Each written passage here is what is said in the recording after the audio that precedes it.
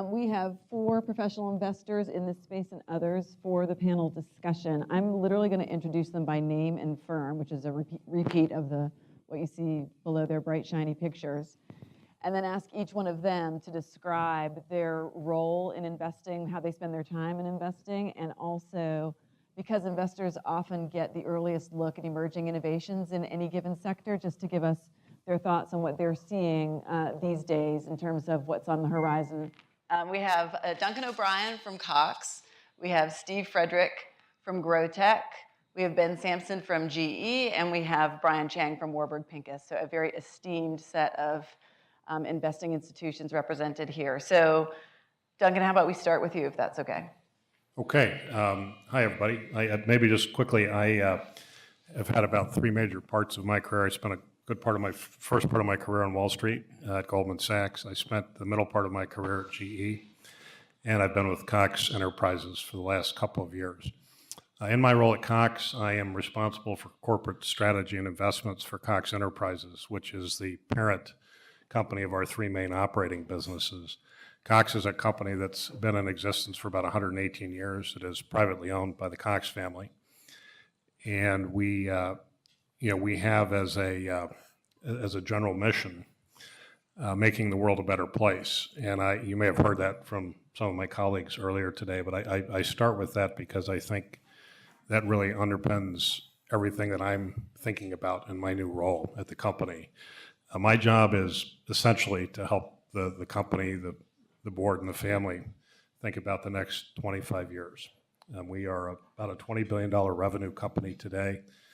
Alex Taylor, who is my boss and the 4th generation leader for the family business, aspires for the company to be a $60 billion plus business in 2034. And those of you that are math whizzes will realize that that's between a 6% and a 7% compound revenue growth rate from 2014 when he first made mention of those numbers. So a lot of growth planned in our business going forward. And so part of what we spend a lot of time thinking about on our team is, what are the verticals, what are the marketplace opportunities that we can invest in beyond cable, media, and automotive services, which are our 3 main businesses.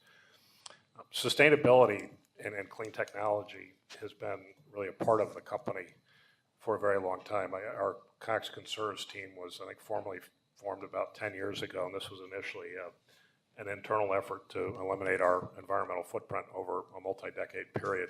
And while there are many companies that have initiatives and objectives like this, I think at Cox it's taken on maybe a superhuman effort. Jim Kennedy, who is our current chairman, is extremely passionate about the environment. Alex is probably more so, and Alex will be around a lot longer than Jim will be, although Jim is in great health today, thank God. And so as Alex really has started to articulate places we might grow, we are doing a lot of work and thinking about the space broadly. The Cox Conserves team has, I think, executed, Steve, if I have this right, just under 400 projects over the last 10 years around our operations. And along the way, we've identified a number of these that can, in fact, become business opportunities, meaning things we're doing at Cox we think we can do with other places. And I would say that was maybe the starting of the investment opportunity. And then as we've gotten sort of better at this, and we've seen some investment opportunities, both our own and others have come to the table, we're undertaking currently a systematic review of sustainability in the clean technology world, which we nominally have identified as about a $500 billion market space broadly today, and it's probably bigger than that, but at least the segment that we have identified is about $500 billion. And so part of our job today is figuring out where in that space Cox could and will invest in the future to build what we would hope to be a $10 billion plus business over the next quarter century. And just another little advertisement for Cox I think is really worth mentioning is even its commitment to this locale or this region. They just underwrote Techstars arriving in Atlanta. They have their first class of companies underway as they speak. There's lots of corporate partners that have underwritten Techstars to expand, but they always then wanted the classes of Techstars in those locations to focus on a specific sector. What I think was really amazing in this case is Cox said, no, pick the best startup companies that you think you can find across all sectors, because we just want to do good for the world, and we're just going to assume that will be the best for everybody. And I thought that was a really amazing sort of corporate statement. Thank you for mentioning that. Yeah, you're welcome. Steve. Sure. Hi, I'm Steve Fredrick with Grotech Ventures. Thanks for having us all here this afternoon. So Grotech Ventures is an early stage venture capital firm. We're headquartered out of Washington, D.C. We've got offices in Colorado and North Carolina. We are early stage investors. I've been doing this now for 3 decades and have invested just north of $2 billion over that time frame. So we are software-only investors, and so the lens I bring to the energy investment ecosystem is through that constraint of software investments. We think of opportunities in the energy space as much like we do in the healthcare space. We invest in healthcare IT, and in energy, we like energy IT, things that leverage software, things that leverage data, and we happen to be investors in Urgent and are very happy with that investment. Michelle had asked me to just mention a few things that we're seeing over the course of things that come our way, and for this audience, I think the 3 things that jump out at me are Internet of Things, that broad descriptor, sensors on everything, everywhere, and I'm not sure any of us know what that really means yet, but we're all ready for it when it arrives, right? And helping to make that happen. Big data, which is also an overused term, but data analytics, predictive analytics, machine learning, artificial intelligence, things to help us make sense of all this data that we're now capturing and trying to gain insights into that impact our businesses. And then we also are big investors in the cybersecurity realm, and one of the, I think, last sectors to really address that as comprehensively as they'd like to is critical infrastructure, so SCADA networks as they relate to utilities, and we're seeing a lot more activity in that world. There's some companies here in Atlanta that focus on that, and companies on the West Coast and on the East Coast. So that's a bit about us. Ben? Yeah, Ben Sampson from GE Ventures. GE Ventures is the venture capital arm of GE. We do a number of different things, minority equity investing being probably the primary, but we also have a internal incubations group where we spin up management teams around GE technology. Our licensing group sits within GE Ventures. So it's really a hub of innovation and connection to the business units within GE. On the investment side, we've invested in over 90 companies across loosely 4 verticals: energy, healthcare, advanced manufacturing, and software. They sort of loosely map to our business units. I'm focused on energy and connected infrastructure in my investment focus, and I would say related to that and where I've been spending most of my time and what I've seen out in the market is definitely the merge of energy and IT, and as a result of that, bringing in new stakeholders within the customer into the conversation. So you're bringing the IT teams into some of these conversations when you're talking about networking their lighting infrastructure. That becomes an IT problem all of a sudden. The other element that I've seen is traditional energy solutions moving up the value chain. So you're coming in to solve an energy problem, excuse me, that's a very quantifiable value proposition, but then there's an opportunity to get deeper into that customer. In the quick serve restaurant space, it could be how they're managing their franchises. In an office environment, it could be how they're utilizing their space. Now that you've connected lights, you've got access to more data, and it's not just a 30% savings on LED conversion and another 30% on controls. You've got now space utilization, and you've got savings on a square footage basis to the customer. So we're seeing a lot of that in companies that have been traditional energy companies. They're trying to get higher in that value stack for the customer. Brian? Great. Hi, I'm Brian with Warburg Pincus. We're a large global growth equity firm. Been in business for 50 plus years. We manage about $40+ billion of capital. We invest across stage, across geography, and across industry. We have 5 main verticals: healthcare and consumer, industrial business services, financial services, tech, and energy. We've been big investors in energy over the years, in particular more in sort of E&P and oil and upstream oil and gas. I sit within our technology group where we focus on a broad swath of sort of software, information, data businesses. In particular, I spend a lot of time in the intersection of technology and energy. So sort of similar to what Ben was saying, sort of intersection of sort of the application of software, data, and services in the energy space. It's a space where I think over the last 4 or 5 years, we've as a firm have been more focused around vertical applications of technology to specific verticals. And we've seen this a lot in sort of healthcare in particular, but pick the verticals you want. There's been sort of the application of technology, and I think the barriers to creating solutions that are tailored for those verticals has come down with cloud, with all sort of big data, the sort of advancement in a lot of sort of infrastructure layers.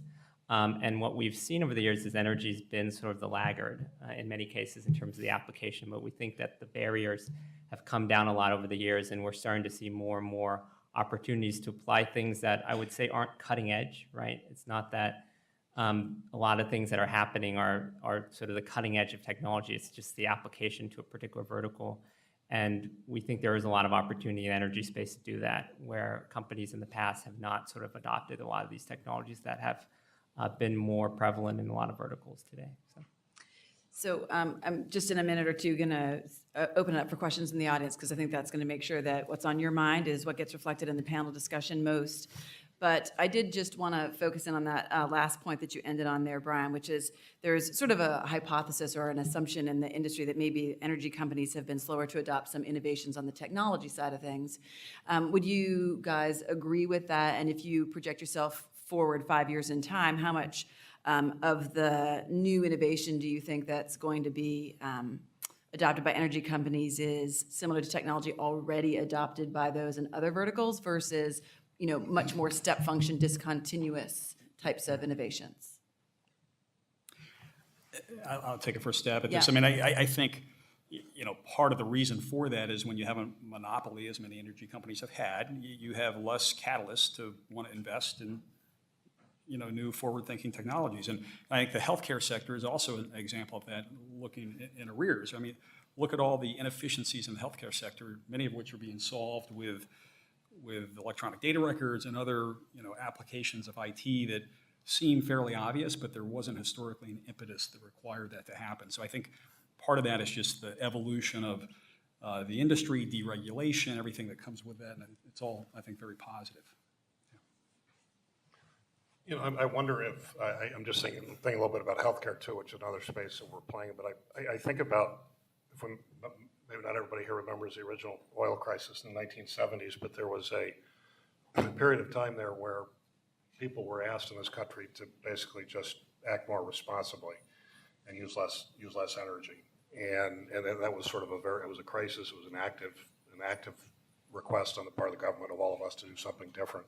I think technology has enabled a lot of relatively easy passive things for us to do.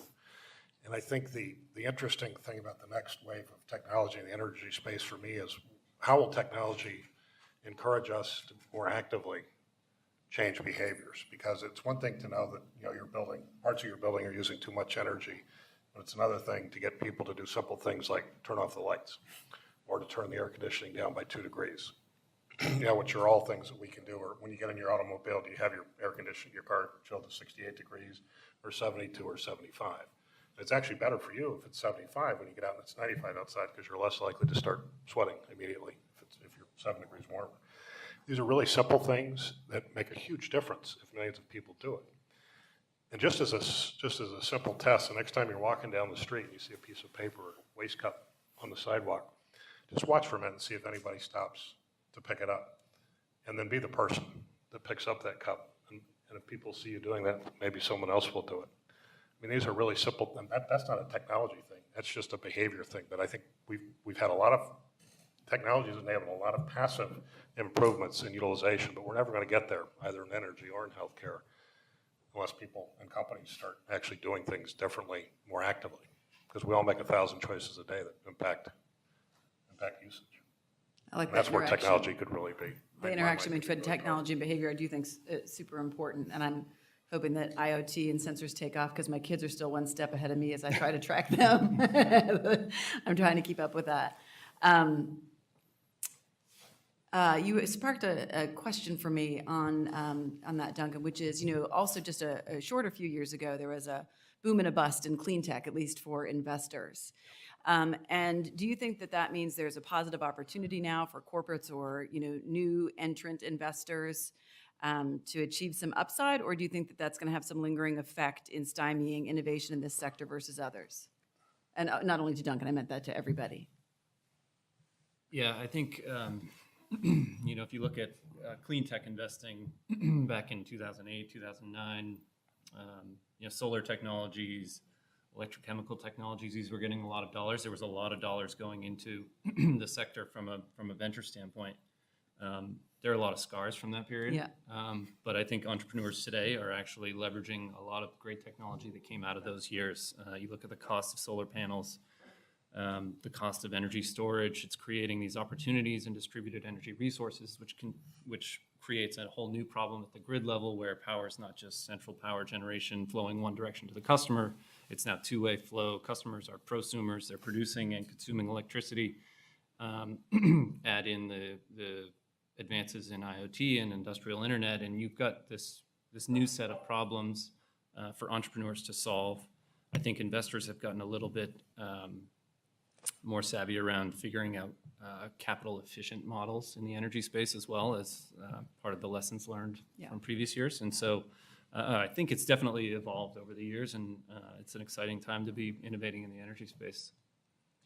Yeah, actually, it's interesting. I think most investors have pretty short memories. You can sort of look across Or they're gone. history. Or they're gone. That, you can look at the tech boom and say a lot of those models didn't work. A lot of people lost a lot of money. The funny thing is a lot of those models ended up working. It was just at the wrong time. Yeah. And things hadn't progressed enough to sort of make those models work. And I do agree. We spent a lot of time in clean tech when other people were investing in it. Whether it was smart or just lucky, we didn't get there, and we didn't put a lot of money to work because we couldn't see how the ROI worked, right? The economics didn't seem to work to us. But I don't think that's necessarily the case that it's never going to work. It is going to work. And I do think people will figure it out. And I do think, the scars will hopefully have, as Ben said, cause people to think about what are the models that actually do work, which ones are, unfortunately, I think a lot of the mistakes where people looked at and said, in particular, people who are more IT and software investors looked at and didn't really understand the capital intensity of these businesses. And I think that's changing with technology, but also people are sort of more realistic about that and understanding what that means in terms of how they think about the investments they make. When you go through a boom period like that, it was like the end of the 90s as well. I mean, you go through a boom period like that where revenues and cash flow don't matter for brief periods of time. Right. And they ultimately do matter, of course, but just the amount of learning, the amount of innovation, the amount of knowledge that's gained, even though it doesn't necessarily turn into multi-billion-dollar businesses, is really important. And then the pieces, sort of the carnage that comes out of that, in relatively short periods of time, actually provides the fertilizer and the learnings for the sustainable innovation that comes later. And so, in many respects, it's a blessing, even though it doesn't feel like that when you're the one that's writing off losses. Okay, let's see if there's any questions in the room. Yes. It goes back to my earlier point of energy companies moving up the value chain. I think there's a million questions you can ask about energy consumption. Occupancy is one of them. Weather is another one. It's weather is sort of an augmented data set that comes in and helps answer some of those other questions. But I think the possibilities are endless when you start thinking about everything, almost everything consumes energy, and everything else has a purpose other than consuming energy. So if you can figure out the energy consumption profile of that device or that building or that city or et cetera, then you get a lot of data, and just figuring out what that data means as it relates to non-energy applications, I think is an interesting problem. And I think part of it requires you sort of have to sort of augment it with other pieces of data, right?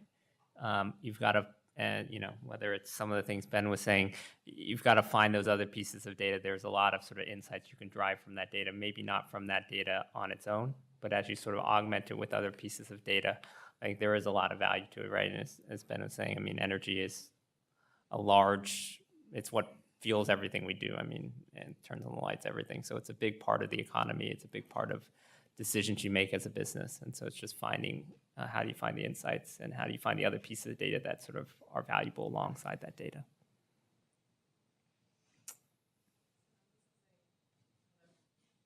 No. This is a potentially dangerous question, but I was wondering, given what we discussed about, thank you.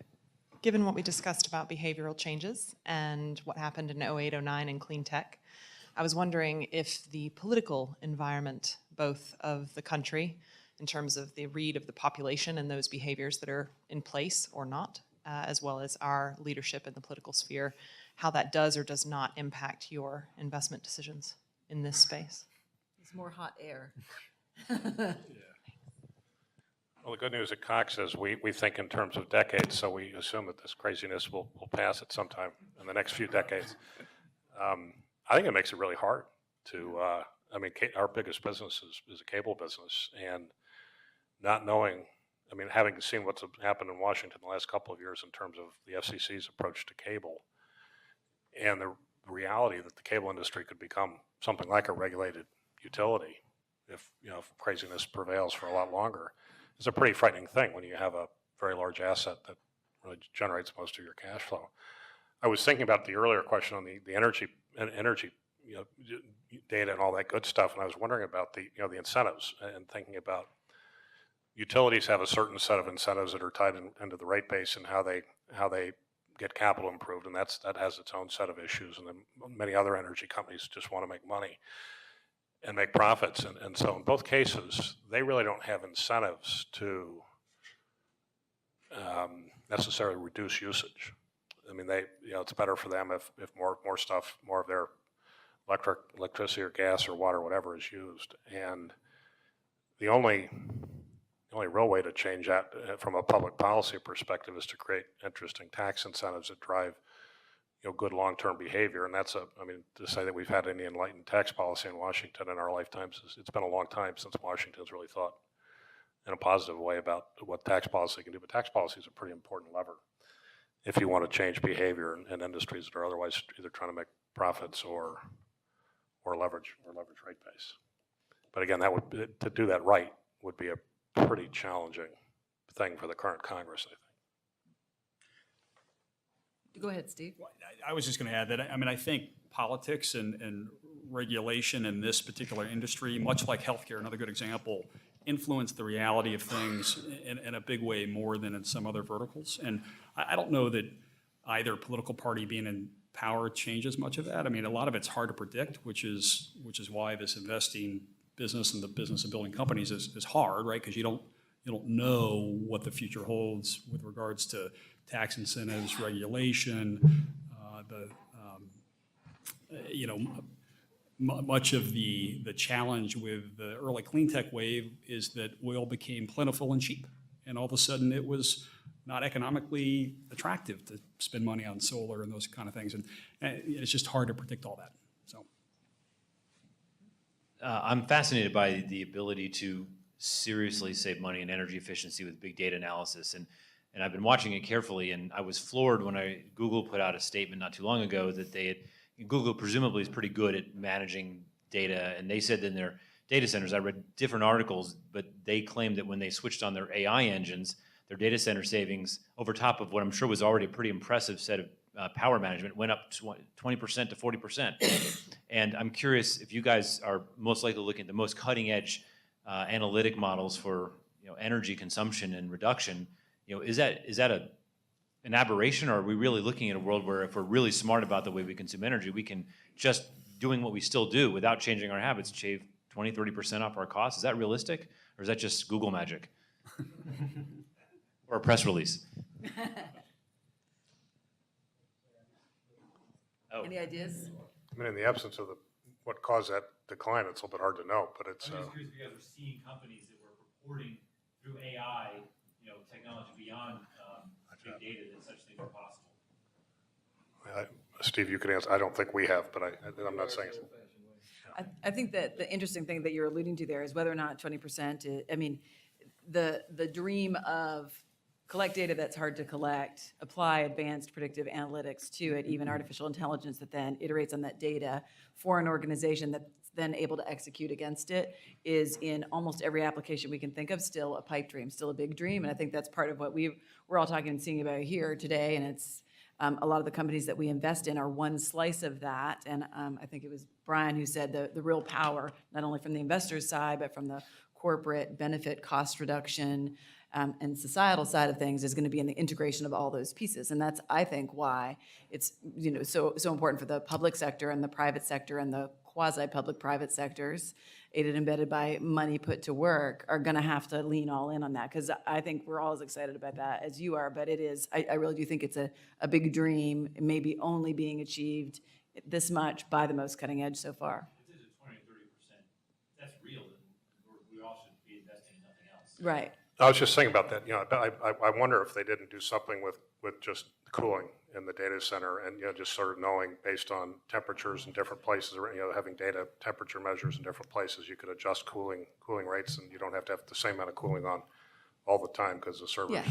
when they're not being used. I'm sure it's there's- combining the insight that you're able to get with some sort of That'd be action. hard that for you and me to do, realize. sitting Yeah. there looking at a screen, but a computer can do that much easier.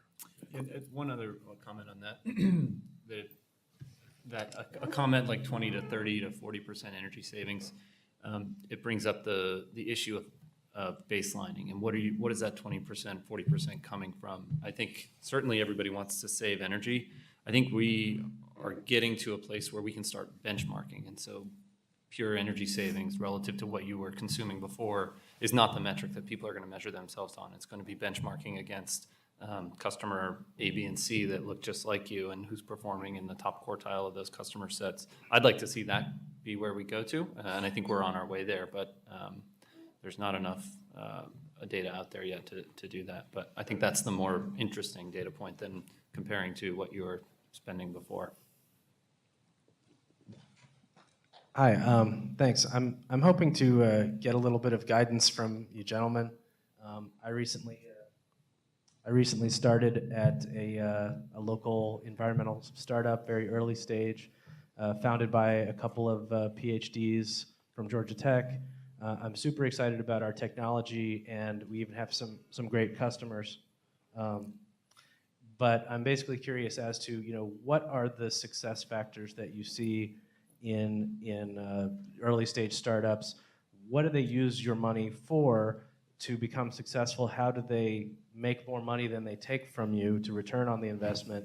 You know, very basic kind of questions. I'm the vice president of engineering, by the way, so I don't know much about the business side of things, but I'm just trying to look out for our company and see the big picture. Great question. I'm going to guess all four have an answer to that.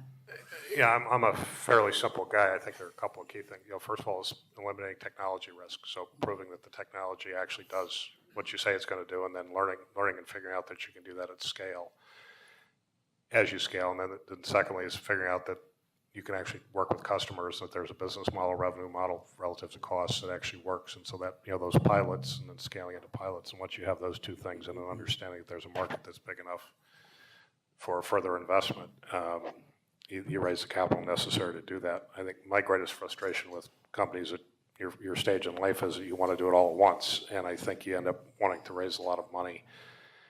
And more often than not, entrepreneurs in early stages torch a lot of the money they raise before they've actually de-risked the technology or de-risked the commercial applications, before they actually really try to, you know, scale into market size and strength.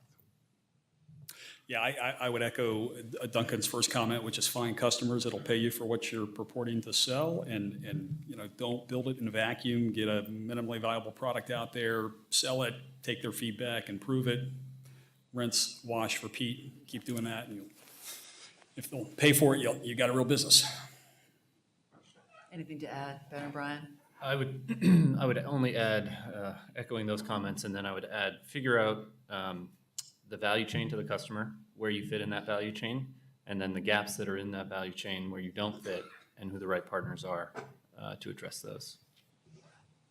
I'm going to take moderator prerogative and add on the secret sauce on top of that is to also be reflective on yourselves as leaders and make sure that you as a team have all the capabilities that you need. And if you don't, be honest with yourselves about that and get other capabilities, access help, and don't over assume that you can do it all. If you actually go and look at most of the startups that became the biggest, most successful, those entrepreneurs more often than not were, even though that's not the way the story is always told, they were more often not very open to getting extra help when they needed it.